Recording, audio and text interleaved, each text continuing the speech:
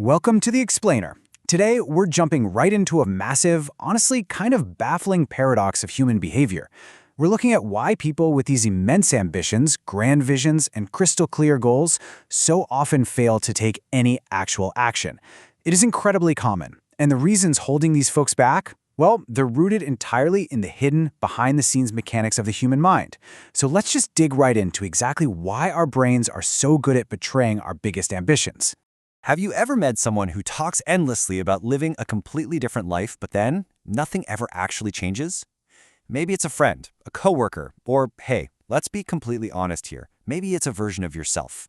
We all know someone who talks so passionately about their big dreams. You know, they're going to launch that revolutionary tech startup, write a best-selling fantasy novel, or completely overhaul their entire lifestyle. They can describe this future perfectly to you, and they genuinely believe they can pull it off. Honestly, you probably believe it too. Yet month after month, year after year, absolutely nothing changes. Their day-to-day life remains identical. So why exactly does this happen to so many really smart, capable people? Okay, let's dive into this. Because society's default assumption is usually just laziness, right? We tend to think these big dreamers just lack the work ethic to get off the couch. We assume they simply don't want it badly enough. But looking at the psychology behind it, we see a completely different reality. This isn't laziness at all. Instead, it's a really complex web of deep psychological barriers and incredibly effective defense mechanisms that are literally keeping people frozen in place. The brain is actually working overtime behind the scenes to maintain the status quo, pulling all these little levers that we aren't even consciously aware of. Which brings us to Section 1, the illusion of progress.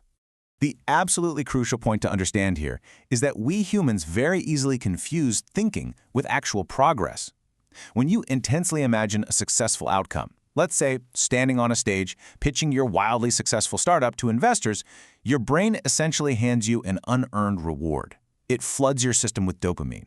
Because, get this, the brain actually struggles to tell the difference between a vividly imagined future and reality, so it literally feels like you've already climbed the mountain and achieved the goal. You get that warm, fuzzy rush of victory just from sitting there daydreaming. And the tragic result of this little biological trick? It completely destroys your urgency to get up and take real-world action. Your brain already got the chemical payoff, so it just kills your motivation to do the actual work. It's like people become addicted to their own potential rather than the effort it takes to reach it. Just talking about big dreams is incredibly exciting. It creates this massive sense of possibility, it draws admiration from your friends, and, well, it just feels really good. But doing the work to build that dream, that is repetitive, it's frustratingly slow, and honestly, it's very often uncomfortable. Think about that person who spends 5 whole years researching their novel, designing the cover art, and talking about their main characters at dinner parties. But they haven't written a single agonizing page of a rough draft. Rather than facing the boring, messy reality of true progress, they just stay fiercely attached to the idea of who they could be. The fantasy just feels way better than the current reality. Moving right along to Section 2, Hidden Fear and Exhaustion. You know, motivation can actually act as a really highly effective camouflage for fear. The people we're talking about today, they don't lack ambition. What they actually fear is what happens to their self-image if they try and then fail. By staying perpetually stuck in the planning phase, they're essentially throwing up an invisible protective shield. Think about it. As long as you never actually execute that business plan, the dream remains absolutely pristine and perfect right there in your head. The very second you take action, you risk making a mistake, facing rejection, or maybe even realizing you aren't quite as capable as you thought you were. You risk ruining the whole fantasy. So we are literally protecting our egos at the total cost of our actual progress.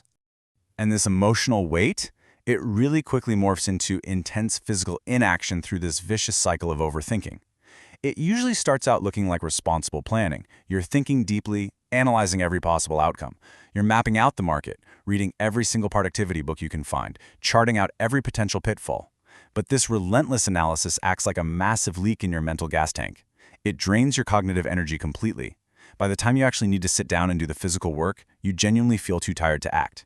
You've essentially run an exhausting mental marathon while standing completely still in the real world. The fatigue is incredibly real, even if the progress totally isn't, so you end up doing absolutely nothing. This leads us into Section 3, the identity trap. Now, what's really interesting about this slide is this concept of identity misalignment.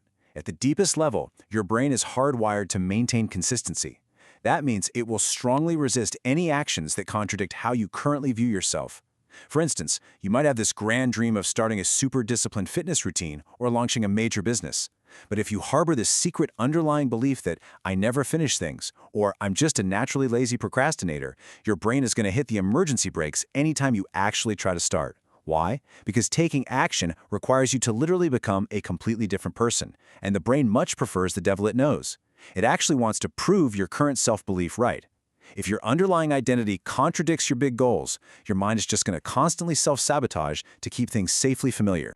And finally, let's look at how to break out of this in Section 4, the action antidote. Highly ambitious people tend to have this really dangerous, almost universal habit of waiting for the quote-unquote right moment. We've all been sold this myth that you need to feel entirely ready, totally confident, and 100% prepared before you start. We think motivation has to precede action, but psychological momentum dictates the exact opposite.